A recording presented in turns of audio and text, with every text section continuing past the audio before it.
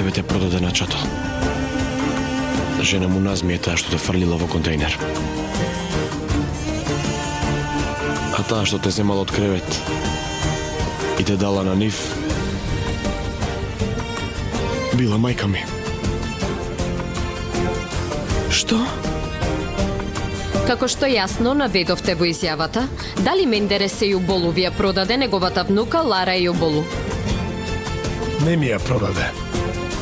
Вечерва, 19 часот и 45 минути. Децата од улицата.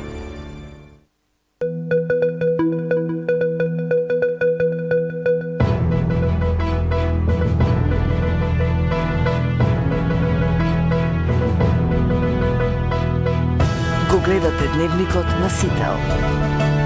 Во студиото со вас Иван Кузмановски.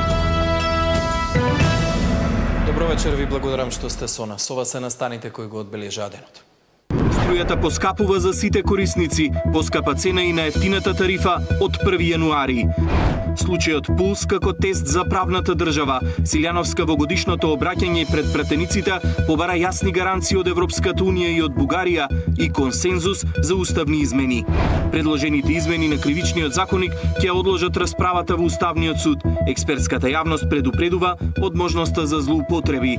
Загадениот воздух не е причина за предвремен распуст, укинати мерките во Скопје и Струмица.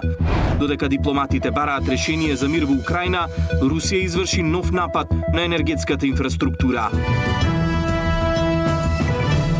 А во тема на денот вечерва за кадровските промени во опозицијата, за отповикувањето на амбасадорката Агелер, но и за она што се очекува на политичката сцена во следниот период, ќе анализираме со политичкиот аналитичар Петар Расовски. Останете со нас.